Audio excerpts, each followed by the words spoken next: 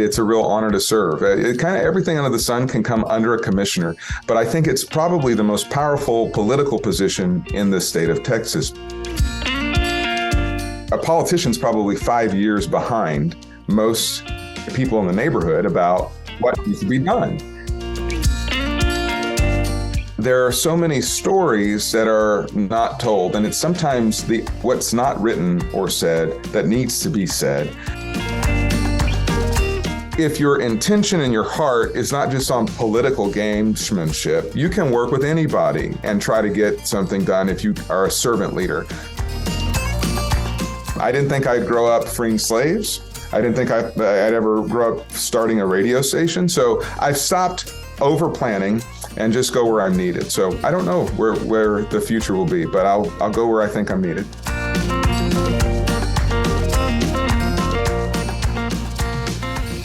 Welcome to the Good Government Show. I'm your host, Dave Martin.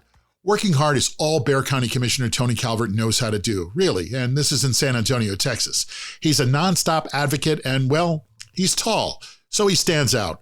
What impressed me was a campaign pledge to pick up the garbage, and he did that as soon as he got elected.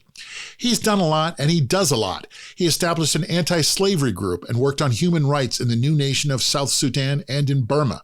He negotiated with the U.S. Air Force and kept Randolph Air Force Base from closing, and that kept one of the county's largest employers there. He got outside foreign investors to build a new 4-star hotel in San Antonio, and he started a community radio station. He was even listed as one to watch by a local newspaper. He continues to help people get into their own homes with different housing programs. And while he used to host a lot more dinner parties, because he's a busy guy, he's still ready to cook up some local Tex-Mex. So join me for a lively conversation with County Commissioner Tony Calvert of San Antonio, Texas, Bexar County, right after this. The Good Government Show is sponsored by NACo. That's the National Association of Counties.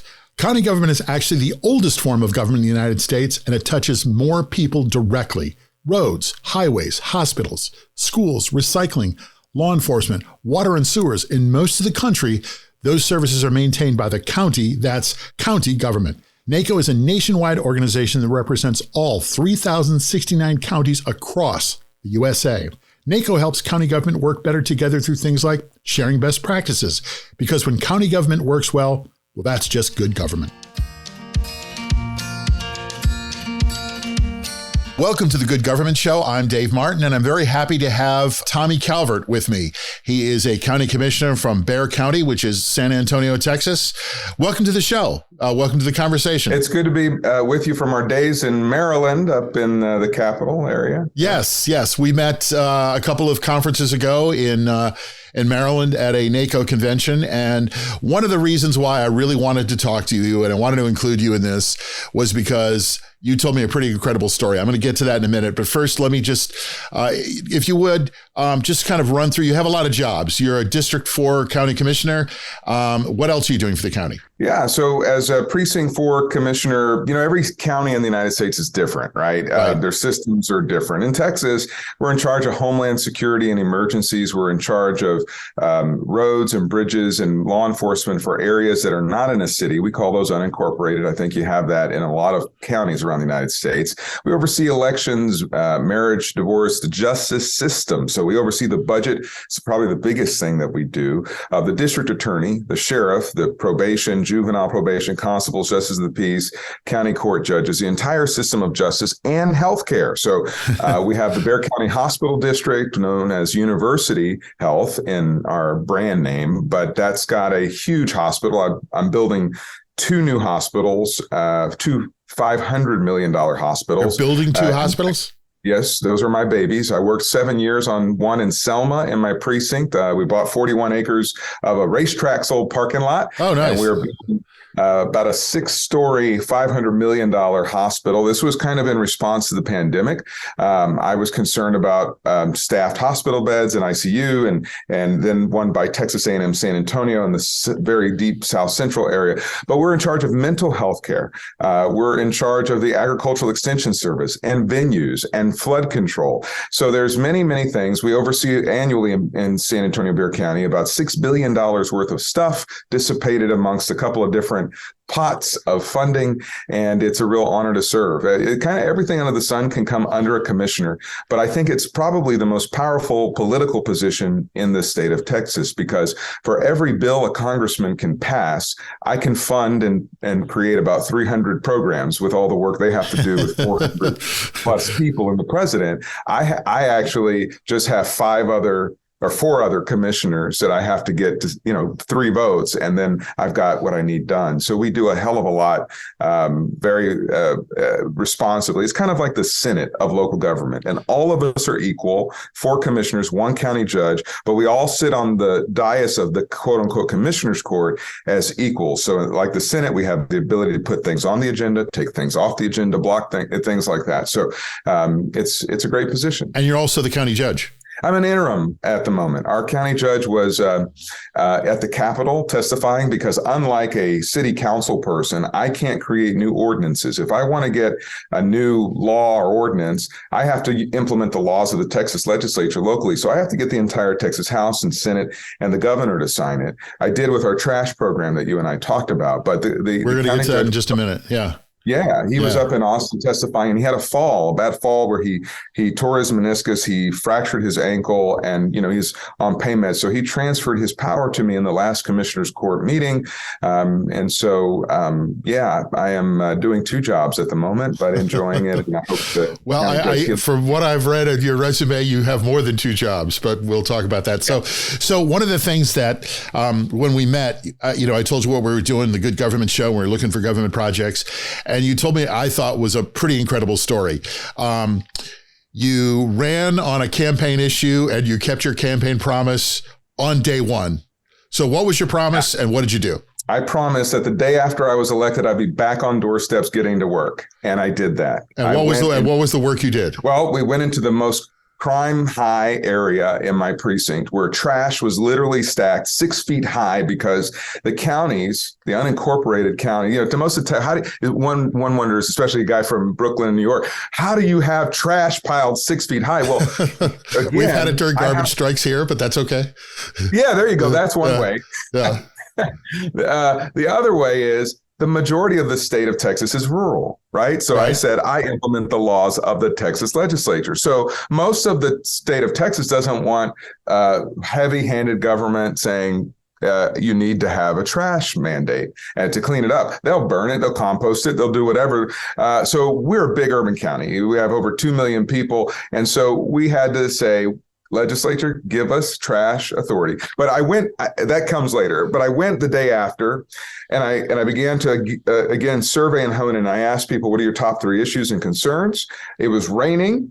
I was very tired, but I needed to instill. This is the day after you won your election, your first election. Yeah, it was documented by ABC News here as well. Okay. So I can send you some article about that for your B-roll, if you will. I think I've watched it, but yeah, please say it again. Yeah, and so I'm very proud of the fact that we have been able to turn around that neighborhood because we did get. All right, so you slowed down on the best part. You walked out, so you get elected. Probably you find out sometime after 10 or 11 o'clock at night, you're the new county commissioner. What time are you on the street the next morning? I think it was 2. 2 in the afternoon. Yeah. I mean, I didn't start right away. Okay, that's all right. I'll give you a little rest. I probably had a little champagne afterwards, okay? Because, Maybe it was like the Triple Crown. I understand. I had to defeat 8 opponents in my overall race, 3 rounds of elections. So, yeah. And so you picked up garbage. Oh, yeah. I picked up garbage many, many, many times in my precinct. But that day, the day after you got elected, you were out there with trash bags and volunteers and picking up garbage. Is that right? Well, it wasn't that exact same day that we did the garbage. What we did is we talked to neighbors. Yeah. Every resident in the neighborhood that had been crime infested. And we began to get basically intel where people could report anonymously where they saw crime, where they could talk to me about the things the community needed, whether it was job help or maybe there was a sex offender that they were afraid of for their kids. I heard and saw it all. So we were there looking at where our problems spots are, trying to identify where do we need to put, cameras to stop illegal dumpers. But yeah, there was a lot of survey. We were attuning to the fact that sometimes children didn't have beds to sleep on. I got the Police Officers Association to give out 200 beds for the children in the neighborhood, just whatever it was. We were there triaging. And how quickly were you back in the neighborhood picking up the garbage? Oh, this is 8 years ago now, so I can't. My sense of time is a little bit funny, but I did a lot in my first 100 days. Yeah. I did a lot. I had a commissioner who served on my court for 34 years. And he said, you got more done in 2.5 years than your predecessor did in 16. And so I told people that I would be one of the most prepared county commissioners, or that I would be the most prepared county commissioner they ever elected. And I think they found that to be true. Not because I'm the best thing since sliced bread, but because I come from a community organizing standpoint. So I believe that people have the answers that politicians need to implement. And so the reason I survey people and that I follow through on what I ask about is because a politician's probably 5 years behind most people in the neighborhood about what needs to be done. And so unless you happen to live in that neighborhood, yeah. Yeah. As an activist, I said, let me take that approach. Let's bore down to the neighborhood level. So even today, I do 3,000 meetings a year. I do house calls. I go out on, wherever, and I have a big precinct. I mean, my precinct has rural farmlands, the inner city. It has, military bases, and just everything that makes up Texas and the United States is found in my precinct. So people think, oh, here's a black commissioner. He has a black precinct. No, my precinct's not majority black. It's majority Hispanic. And blacks are the third largest demographic in my precinct. Well, so, you say you're not the greatest, I can't remember exactly what you said, not the greatest county commissioner ever. But however, you have been cited as being one to watch. One newspaper said you were, and another paper said you were a wunderkid. You're making noise. What do you attribute your success to? I had a great foundation because my father was a Saul Alinsky organizer, and my mother was a real stickler for education and sacrificed tremendously to send me, a kid from off of Martin Luther King Boulevard, to the top private school in San Antonio. So the combination of being around folks who were way outside our income strata, but also still being on as a child, literally going down to City Hall, fighting for streets that weren't paved, or drainage where people died, or banks to invest, or equality for LGBT Americans. Just having that kind of made me a Jedi of government. That allowed me to, literally, from being pushed in a stroller and marches up to continuing in community service. I became a public speaker at 14 because of a speech I gave at the Martin Luther King March. And so I honed in that oratory and developed that as a high school student. I was asked to speak at high schools for their Black History Month program. I was speaking at churches and synagogues, even as a teenager. And so that gave me a very large group of people in which to listen to learn from. And so I would say I'm a community child. There was a lot of, in the neighborhood associations, there's a lot of older Americans who have retired. So their wisdom, they imparted that to me. And so that's great education, a great background. Yeah. Yeah. Yeah. All right. Okay. So you got over your shyness right away, because it's certainly gone now. I am a shy person by nature. I'm not going because my father pushed me to introduce myself in meetings. All right. Okay. So, there seems to be a lot going on. This is something I did not know until I did a little research before we spoke. San Antonio is the 7th largest city in America? Yeah, that's right. We've got 1.5 million people moving here in the next decade. So we'll be a county of about 3.4 million people. We're over 2 million as we speak. And you said you have your district, your District 4. What part of San Antonio is that? Yeah, so Precinct 4 is where you come to visit the Alamo and the Riverwalk and downtown. All right, that's you? We stretch up. I've done both of those things, by the way. Yeah, thank you for putting a little coin in our tax coffers here. It was a while ago, but I've been there. Nice doing business with you. Yes, thank you. Hey, listen, I was like, oh, this is the Riverwalk. All right. Oh, these are the San Antonio missions. Go to a baseball game. Oh, and I've shown people, I took a really beautiful picture of the Alamo at night and it had just rained, so it was like kind of looked slick. And everybody was looking at it and said, "Wow, when I was there, it was crowded. How could you get a picture with no people?" And you stick around long enough and you wait. There you go. Yes, you're a media man. You know what you're doing. Yeah, I do. One of the things that I noticed about your district is, and something you had a hand in, Randolph Air Force Base, very large military facility in San Antonio and kind of in America. What's it like to deal with the Air Force, and how did you work with them? It's been a great joy.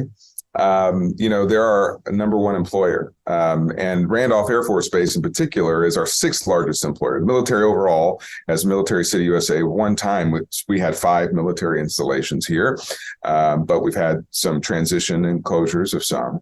And so what I did to help let me just give you the backup. At the time, in 1938, Randolph was way in the periphery of the city. Nobody was really out there. It was a great place to put Air Education Training Command. The Air Force always worries about a potential plane crash and loss of life, and so they don't want people near the runways. Good. Fast forward to 2015 when I got into office.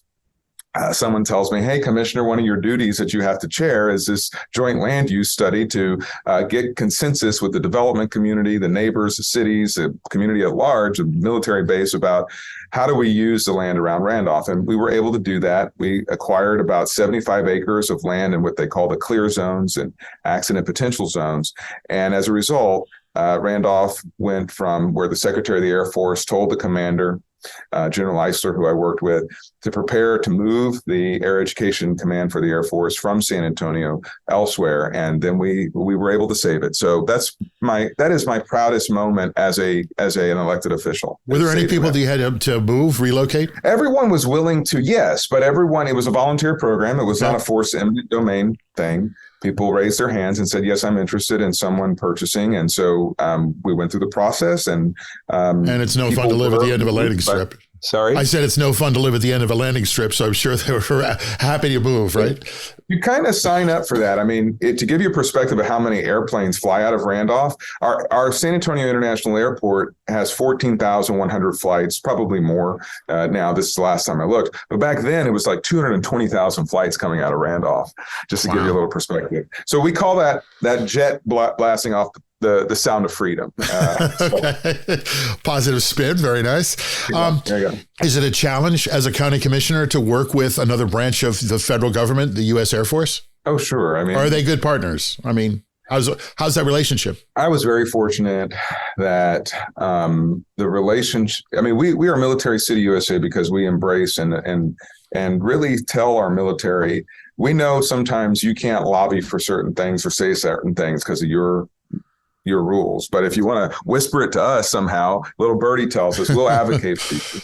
And that's what we did. We tried to maintain that fairness. And I think the military has been an incredible asset. And I still have to work with them on a day-to-day basis. I've been blessed that they gave me a position as honorary commander of Randolph and Lackland Air Force bases, and have given me some advanced education at the Air Force War College, just to get a sense of all the factors that go into our armed services and the kind of the joint base movement that has happened around the country, where the integration of various branches work together for various missions, and even get a chance to see how our allies through the Defense Language Institute from around the world integrate into common defense for freedom and democracy around the world. So I consider it a great honor. A very unique challenge. I mean, not most county commissioners have a military base in their backyard that they deal with on a, if not daily, regular basis. So I've got 2, and I used to have 3. Okay.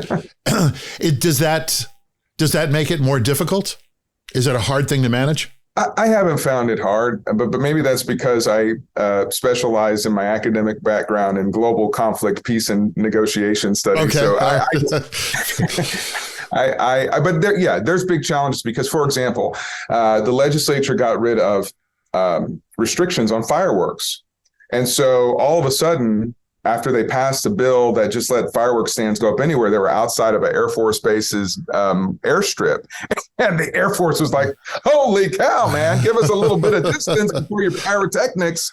And so I had to go back in the legislature and get some amendments and things like that. And but I don't consider that hard. I mean, it's just trying to do the right thing. Okay. There's a lot of stuff that you've been a part of, it seems like. One of the things I wanted to ask you about is the Thompson Hotel. Tell me a little bit about how that came together. And I understand there was a lot of foreign investment. That's pretty heady stuff for a county commissioner in one city in Texas. So about 1,800 jobs were created because we were participants. We were very fortunate to be participants in a federal program that I'd love other people in government to know about. It's the EB-5 program. And what that does is it allows high net worth foreigners invest $500,000 or $1 million in an American business or nonprofit. They've got to get their return within 9 years. In exchange, they get green cards. A lot of these foreign folks invest because they want their children to go to American colleges and have the opportunity of the great education that our colleges bring. We were able to, on a $140 million, 21-story building, we were able to get about $88 million to supplement our local ownership, which was from the San Antonio and Houston area. What it also does is it pays down the debt service on that $140 million building very quickly. So you've almost, from the day you open, got more than half of your building paid for. And so that really is amazing. And it created 1,300 jobs, but they gave me an update recently that it created 1,800 jobs for San Antonio. So what I simply did was go to Vietnam and China. What I simply did was go to Vietnam and China. Simple. Okay. Well, and I offered the hand of friendship, and I talked about our economic trajectory. So my background was in international relations and economics. And so I put together a marketing piece that talked about how strong our hospitality industry was and the strength of our housing economies. And I told them basically government's going to get out of the way or help this project, which they need to hear, because in a lot of places, if government doesn't like the project, then it's going to be not a good investment. And San Antonio is not really on the global map. We have not played in that, Houston and New York, they're in the global map, but San Antonio was not. So I'm really proud that this was one of the largest foreign investment projects to help local business people. And I hope we do a lot more to do projects in San Antonio for that. I mean, look, there's green all over the world. You might as well leverage it to your own good. Fair enough. Are you on radio, or you just manage the community radio station? I used to do the morning show on KROV, and maybe it helped me get elected a little bit. You do have a little bit of a radio voice. Thank you. And so I don't go on air as much. Yeah.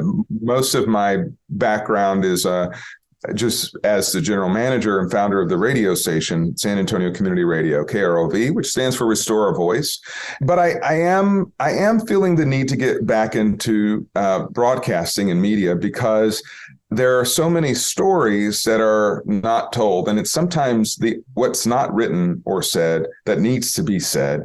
And so, I kind of came into my job, I think, like Senator Franken, when he was, he was on Saturday Night Live. He was a media guy.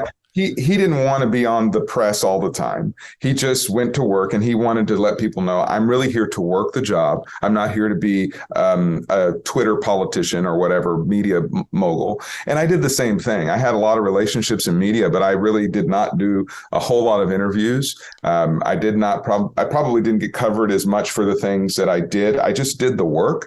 And so 8 years later, people now know I'm a workhorse, not a show horse. Okay. And so I feel the need to go back into broadcasting in whatever limited way I can, but maybe managing people to help really tell stories that are going to advance the benefit of people's lives.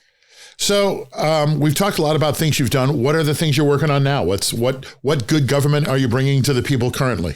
Well, I think that our climate change and the environment's very serious. And so we want to increase our tree canopy. When you get in 1.5 million people moving into your community, there's a lot of trees that are cut down to make room for that growth. And I think that that is an important element.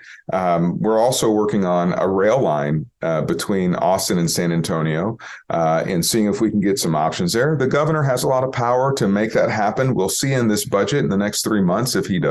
Okay. It is something that would take 8 million cars off the road and give a lot cleaner air. We're continuing to work on affordable housing and home ownership. Our homelessness problem it continues to be something that I'm focused on. Permanent supportive housing that is housing with all the wraparound mental health, job training services that someone who's experiencing homelessness needs. Crime issues are big right now, and we're trying to increase law enforcement and mental health. We created a SMART unit several years ago where mental health clinicians respond to certain crimes. It's been very successful. We may need to look at other things that we expand that for. And of course, more beds for treatment. We're expanding. We spent out of our American Recovery Plan Act, the largest pot of funding that we spent was on mental health and expansion of mental health beds and treatment beds. And so the long term for our children, to make sure that these increases in their dropout rate don't create a school to prison pipeline. It's very important to me. Our county judge is extremely wise about how we can put our county resources into helping families not fall into poverty and crime, because he was a children's court judge where he saw abused and neglected children in the worst of circumstances. And so he and I are going to work together to bring the nonprofits, the faith-based community, the healthcare and mental health care community, the schools, to try and figure out how do we put families and kids in the best position to be successful. We don't really get into politics, but since you're in Texas and you're a Democrat, I just need to ask. I know that I've talked to other county commissioners around the country. There are places where working together and across the aisle is a problem. How are you handling that in Texas? How are you handling that with your board members? I believe because I worked in human rights, I worked freeing slaves in Sudan and Burma and all over the world, and I pushed freedom and democracy all around the world. I will never take for granted the blessing of freedom and this democratic system that we have in America. Never, ever. So I have always had, and partly because I went to a school like St. Mary's Hall where everybody was Republicans. I was one of like 5 Democrats, right? And I was class president 3 times. So you're used to being surrounded. Yeah, I am used to working with Republicans, and I have a ton of Republican supporters. In fact, the time before last I ran, I was unopposed. I've been to Republican precinct chair meetings, which I don't think any Democratic politician in the state of Texas has ever done, and come out without, a few unscathed. Let's just say unscathed. Yeah, I did. Yeah, that's a better way to say it. But my point in saying that is, if your intention and your heart is not just on political gamesmanship, you can work with anybody and try to get something done if you are a servant leader. The problem right now with the Republican Party in Texas is fascism is a very strong political strain in their party, and gamesmanship of squashing the woke or whatever they think they are doing is taking away the local powers of local governments to govern themselves. And this is going to be a very big problem. They're making us look more and more like Russia every day. Russia was a command and control system. That's what the governor and the legislature want to do. They want to command and control what we do.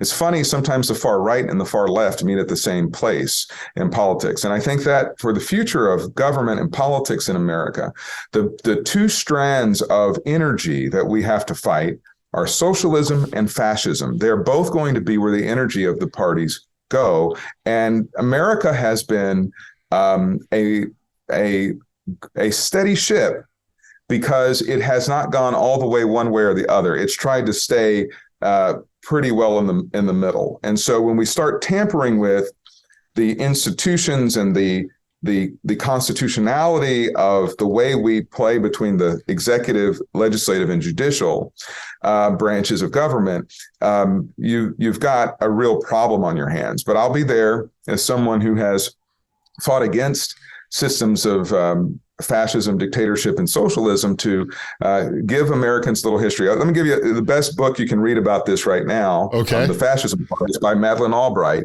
her book Fascism. And the reason I say that is because, of course, Madeleine Albright was a Czech refugee during World War II.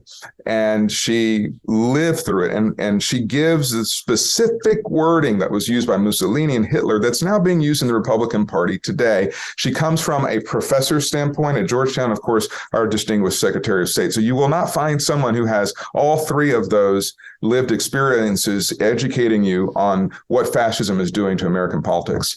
Everybody needs to read it. Fascism by Madeleine Albright.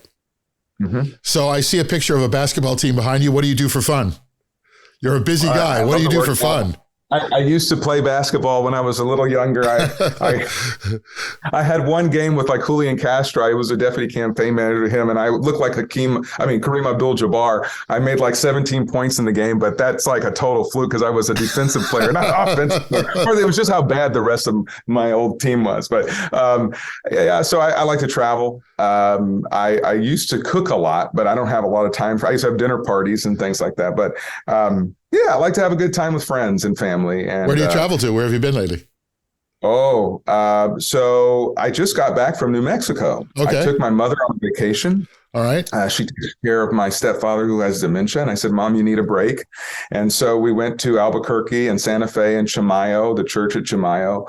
I tend to even go places around the world. I was in Egypt right before the pandemic, and I've traveled to many countries around the world. I'm an international relations guy, and I love to see different cultures. So I'm hoping Greece this year. I'm hoping to get there. All right. I'm going to Spain in October. Oh, I love Spain. Walking the Camino Santiago, not the entire part, just a little bit of it. So I like Madrid. I'll be in Madrid over, I think I do 2 days on the way in and 1 night on the way out. So I promised your staff that this would be about a half an hour conversation. We're at a half an hour now, but now it's time to get to the questionnaire. We have the list. We're going to talk about your philosophy of government. We're going to get the inside scoop from you. So you've been a county commissioner, I think you said 8 years. You've been around government for longer than that. From where you sit, define good government. Well, it is servant leadership where big money, special interests is not put ahead of the majority's community needs. It is listening to the needs of communities and prioritizing them.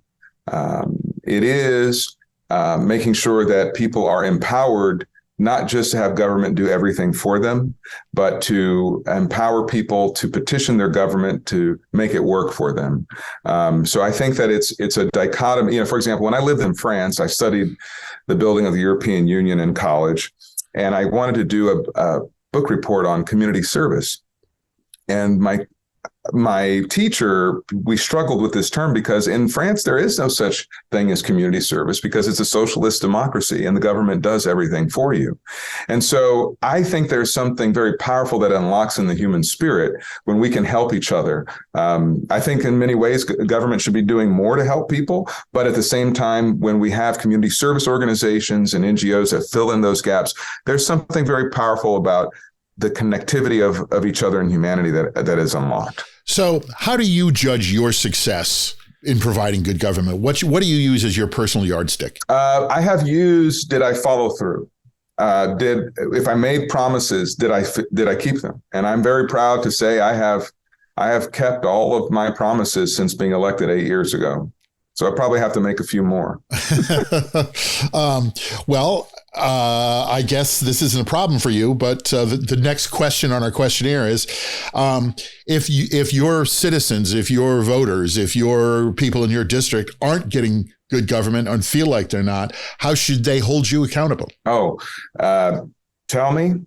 And I have the most activist, radical kind of area, and kind of on both sides. I have very conservative sides in my farmlands, and I have people like my father who used to just take 2,000 people in DC to take over the EPA or the Bankers Association, or we went to the owner of Marriott and Chevy Chase when I was a child. So I'm used to, but I do not get ripped as much as most electeds because we do try to be responsive, and people know that. But I absolutely am happy to take a licking. If I earned it, I earned it. All right. So if people feel like they're not getting good government, what should they do? What should the citizens do? Well, first is make sure you do your homework. And what research can lead is sometimes people are asking the wrong level of government for that help. And they don't know that they're necessarily doing that. Once you do a little bit of research, is try to not be a lone ranger. Try to find other folks who have that similar concern and come as a group to represent that you are not just speaking for yourself, but for others. Now, a smart elected will understand when when a constituent comes and they know that this affects a lot of people, but people power makes a difference. And so working as a larger group can be very effective to gaining attention, because the two strands of political power are people power and money power. So if you ain't got money, you better bring some people. Okay. So you 8 years county commissioner. What would you like people to know about how government works, about the inside of government? Oh, Lord, that's a book. Should I start taking notes? I think government is as good as you and we make it. It is for and by the people. And when people don't pay attention to what their elected officials are doing and they think they're all the same, and the cynicism sits in, that's not a good thing. The elected officials are only as good as you let them get away with what's going on. And so it is supposed to be accountable. It is supposed to be transparent, and it is supposed to do the people's work ahead of the powerful. So I think that we need to really study our Constitution, know that we are very fortunate, because I have traveled to many countries where you can't speak a negative word against your leadership, where you can't protest and organize, like I just mentioned, with your fellow neighbors. And we have to keep that flame of liberty and democracy alive, because it's very much under threat. And every one of us in a democracy, every citizen, it is your duty to make sure that you defend democracy wherever you are. If it's being a precinct chair and making sure that, people aren't purged from voting rolls or purged as precinct chairs, which we had happen in Bexar County, and I spent about $60,000 in legal fees defending that institution, or whatever it is to make democracy remain. It isn't up to the next person to draw the line and stand for democracy. It's up to you. The most powerful person in a democracy is not the president. It is the citizen. You are the boss, and make government work for you. Do you like when people show up at your town hall meetings and community meetings and go, "Hey, Commissioner, wait a minute," and start, arguing with you intelligently? Sure. I think that debate is very healthy. If you knew my father, you would understand many dinner table discussions were not all in the same opinion. Yeah, I'm cool with it. I think that is a fine thing. And I have the things we've done are because we had those conversations. Okay. So, for example, I had a senior citizen in the southeast part of my precinct at a neighborhood meeting say, "Hey, Commissioner, I've heard you say you voted for 4 tax cuts in the 4 years, but you're over the university health system, and they haven't given any senior property tax relief like the city or whoever. Why shouldn't we have something?" I said, "Well, that's a really good idea." So I was being ripped a little bit. All right. But from there, I got a $10,000 homestead exemption that expanded to a $35,000 homestead exemption for seniors. If they hadn't said something, I couldn't have acted. So that's healthy. All right. So you're up for a good debate. Well, I'm the 2-time state debate champion of Texas. I don't really turn that skill on because it's not nice. I'm a servant, so you don't see that side of me. But if you'd like to talk, we'll talk. You're sitting down and you're on camera. People, I've met you in person. You're a tall guy. You sort of stand out in the room. When you go out into your district, into San Antonio, are you constantly sort of, "Hey, Commissioner, I want to ask you about this. I want to ask you about that"? Is it hard sometimes to go to the store and get milk and bread? Yeah, but that's what you sign up for. And I will go to different stores and different restaurants intentionally to check in different areas. And I go to different churches in my precinct on a regular basis, just to let people know I'm still here. If you need something, we begin constituent work right then. Sometimes you want to be off, but if you want to be turned off, stay at home and don't go out. Make dinner for friends and bring them to you. Order takeout or something. But when I'm out, I circulate myself on purpose just to make sure that the community knows I'm not hiding from them. Is it largely friendly? Oh yeah. Okay. Yeah. People know I do work. I was at the grocery store on Sunday, and I'm not trying to brag, but this is a true story. Guy, he speaks Spanish. He doesn't speak very good English. He's not in my precinct. I'm not in a store in my precinct. I just happened to be in the area and stopped in. And he goes, you're doing a good job. You're the only one. You do a good job. Thank you, sir. Thank you very much. How's your Spanish? Good. I'm proficient in Spanish. So I speak Spanish on doorsteps and to constituents all the time. And it's surprising. How's your French? Je ne comprends pas français. Je voudrais parler un peu avec toi. I have no idea what you just said. Okay, somebody out there does. Good. I know enough to get around. All right. Okay. All right. Well, what other languages do you speak? Well, I used to speak when I was younger. I mean, I spoke a lot of them, but I've forgotten a lot of the stuff. So I started singing in a boys' choir. So we began at a very early age learning Latin and German and Japanese and French and, all these different languages. But I've forgotten a lot of that stuff. So I can, remember a little bit. You could probably order dinner in several countries. I better be able to do that. So other than your dad, obviously, who are your political heroes? Nelson Mandela. I wish I could have met him before he passed, because he is such an inspiration to have spent 30 plus years in a prison just for trying to be treated equally. And then the way he governed to try to reconcile and turn the page on, the way he allowed Desmond Tutu to set up the Truth and Reconciliation, to let people air out what was done wrong, close that chapter and turn a new page. There's still a lot of racism in South Africa and other places, but those barometers of speaking to our better angels are models for me. So he would be one of my greatest political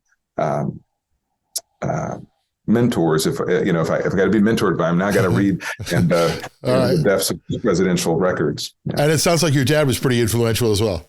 Yeah. I mean, my family, I hit the jackpot when it came to parents, because, I had this mother who was corporate IBM woman who was, she grew up in the country of East Texas amongst 12 kids and had this love for education. Ended up, because she cared so much about me, she actually left her high-paying corporate job at IBM to become an adjunct professor. Took like $100,000 pay cut because she didn't want to move me to the corporate headquarters of Bethesda, because they were asking her my sophomore year to move. And so, she's taught me a lot about listening. She's the polish, right? My dad is the fire and brimstone and, blow up the bad boys. And then my mother is okay, let's be constructing the new city and bring people together and figure out how do we do this together. Well, they both were about doing things together, but I think she balances out the radical side, which you need. Sure. So people don't always know whether I'm going to be the diplomat Tommy or whether I'm going to be the radical Tommy. All right. So you've lived in San Antonio, or you've lived in Texas most of your life. Obviously, you said you went to school in France. You spent a lot of time in Asia. Africa as well. I'm coming to your house for one of your dinner parties with friends. What are you making? What are we having? What's your Texas dish? Well, if you're coming, my brother, we're gonna have a smorgasbord. What I will do, I'll make you some cheese enchiladas with a little chili and onions on top. I'll make you some scallops with a sherry Dijon orange zest. I'll make you a nice steak. Get that bad boy at 500 degrees in the oven, and put some salt on that bad boy. Flip that thing. I'll get you some barbecue chicken and ribs. All right, now we're talking. Good. I'll have some fish. I'll have a smorgasbord. Whatever you want. Where do you have a couple of go-to spots in San Antonio? Where do you go out? What are you looking for? I'm going to give a political answer, because there are a lot of good places. If you kind of want the high-end new American shishi, that's just, you can't go wrong. There's a place called Bliss. You will be in Bliss. Okay. It's a little on the pricey side, but it's not overboard pricey, especially if you're from the East Coast of New York. Yes, probably not. You might want to go to Mi Tierra for a good enchilada. So it just depends on what you want. We have improved our culinary scene exponentially after we got one of the 5 Culinary Institutes of Americas here in San Antonio. So we are now a city of gastronomy. We owe that to Mayor Ed Garza, who just was on a trip refinancing bonds for the city of San Antonio. He walks into the Culinary Institute. He says, "Hey, I'm the mayor of San Antonio. I'd like to talk to you about putting a culinary institute in San Antonio because we need to improve our cuisine."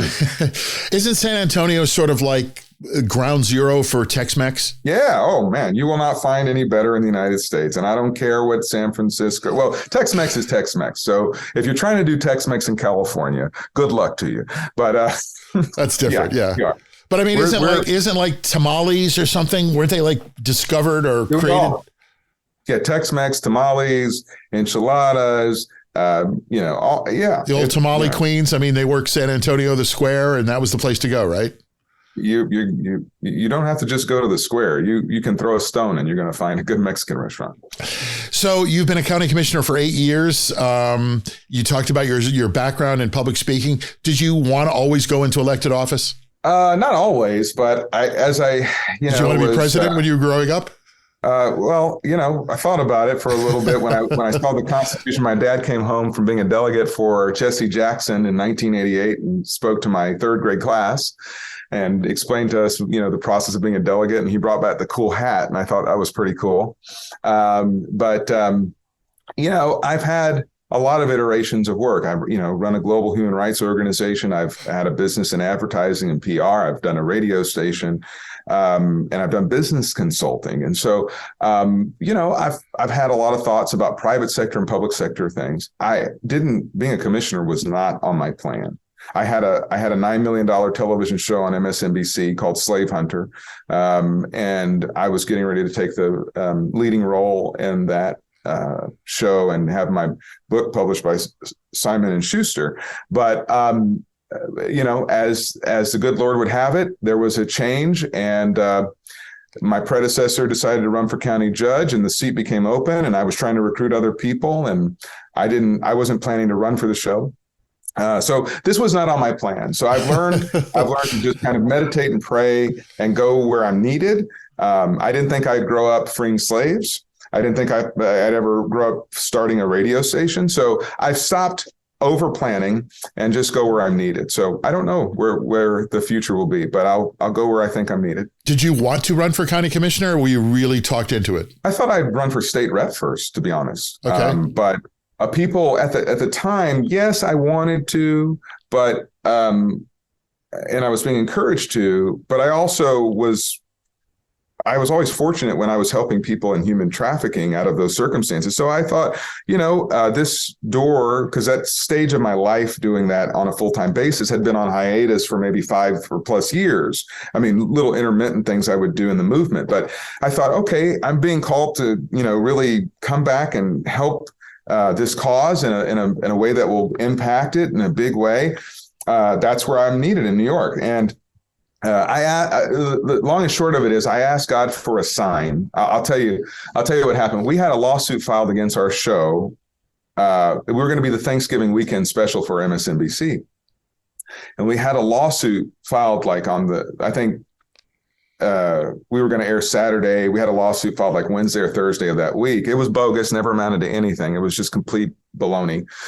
But at that time, the president of NBC was in his first year, and there were 2 other lawsuits. One was a class action on a Mount Everest reality show where people died, and there was another one. Then there was ours. So he was afraid that 3 lawsuits in his first year, he could be outed. Would be his last year. I had to meet with the senior VPs as the chairman of the board of this nonprofit in LA that had the contract. And I had to, let them know that this was baloney. So I think I had that meeting on like Monday or Tuesday, and the filing. So it was like December 9th was the filing deadline to run for commissioner. And I think I had that meeting on like December 5th. And people are like, Tommy, you got to run. And I just didn't think I had enough gas. I had given a lot of money to start the nonprofit radio station. You got to raise a lot of money, sure. Over $500,000 to run for commissioner. I just thought I was out of gas. I'd made a lot of sacrifice. I had a car repoed. I mean, I was really not in a financial circumstance to do it. And so I said, God, I literally was doing the morning show at like 8:00. I prayed and I said, God, if you want me to run for this position, you're going to have to move the filming of the show past the March Democratic primary. At 1:00, my assistant, Donna in New York, called that same day. And she goes, well, congratulations, Tommy. The execs at NBC have decided to resume the filming of the show. I said, when? She goes, they're not exactly sure, but sometime past March. I got goosebumps. I looked up and said, God, I didn't want you to tell me that. That's when I decided to run for commissioner. I guess that's a pretty strong signal. Yeah. All right. And I now understand why I was supposed to run for commissioner. All right. So we like to wrap it up on a positive note. Tell me some good government project that's going on right now you're a part of. We've got an urban farm, a 10-acre urban farm. We won a National Association of Counties award for it. Nice. We gave away 25,000 pounds of fresh vegetables and fruits during the pandemic, but we're expanding to build a $17 million office for our ag extension service where we'll have tons of classes, everything from how to, make all kinds of vegetables to falconry, to financial literacy, to leadership courses, beekeeping, all that kind of stuff will be taught out at the farm. So we're opening. So what are we growing on the 10-acre farm? It depends on the season. Okay. So, of course, some seasons you'll be growing broccoli and collards and, it just depends on the squash and it just depends on your season. So pumpkins and cantaloupes. And so it's going to be year round. Its first phase is opening outdoor classroom in April here coming up of 2023. And I also have a precinct 4 satellite office to be more responsive to constituents that's opening near Randolph, actually. So excited about both of those things. Well, Tommy Calvert, it has been an absolute joy talking with you. I really appreciate it. And as I said, I hope to get out to San Antonio this year and see some of the good work you're doing in person. And I think what you said, some barbecue, some steak, I can't remember everything else. I took notes. Hey. Depending on the day, I will have it all brought to us. I may not be able to cook it, but I've got a bootleg real estate tour for you when you come in town. Right. I've got a van. We'll drive you around and we'll show you around the precinct. And has the garbage gone away? Has that garbage problem been cleaned up for good? We still have intermittent illegal dumping, but in terms of trash piled street upon street, 6 feet high, those days are gone. Those days are gone. Well, that's great to hear. Listen, it's been a pleasure talking with you. I look forward to meeting with you again. Keep up the good work, and thank you very much. See you in Austin, and thank you. Your show is very important. Thank you for reminding people of this great place that we live. And hey, it's up to all of us. This is an important show to keep this system of democracy and freedom going. Thanks for saying that. We just wanted to show that there is good government out there somewhere. And thanks for providing that. There is. The Good Government Show is sponsored by Ourco. That means our community. Ourco has found a way to make government even more effective. Ourco provides a platform that blends in-person and digital interactions, and that connects people with their government. Their mobile app transforms meaningful conversations into reliable data, and the result is actionable insights that inspires a positive change. It's sort of like having a flash poll. Do you want to know if the community would rather have a dog park or a bike trail? Ourco can get you an answer immediately from the folks in your community. With Ourco, you can engage your citizens or any group, learn what they want, and build programs and policies that advance your county, your job creators, and your constituents. So visit ourco.com, that's OURCO.com, and learn how they do it. And while you're there, book a demonstration. I'm a workhorse, not a show horse. Those are Tommy's words. Great words to live by if you're a county elected official. And as you heard, Tommy keeps active. And it's good to see he keeps his promises, or at least he's constantly working on that checklist, going down that list, checking off the things he's accomplished. And that was a great conversation with someone who's clearly working hard for the people of Bexar County, Texas. And I really do hope to visit him. It's just a question of which story of bringing good government to the people I'm going to tell. But I look forward to the visit and to the Tex-Mex. So join us again on the Good Government Show for another conversation with another government leader talking about what makes for good government. Join us again wherever you're hearing me now. I'm Dave Martin. Thanks for listening.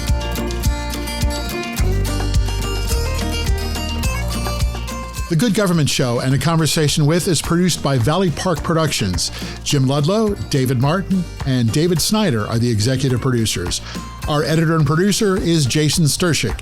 This is The Good Government Show. Thanks for listening.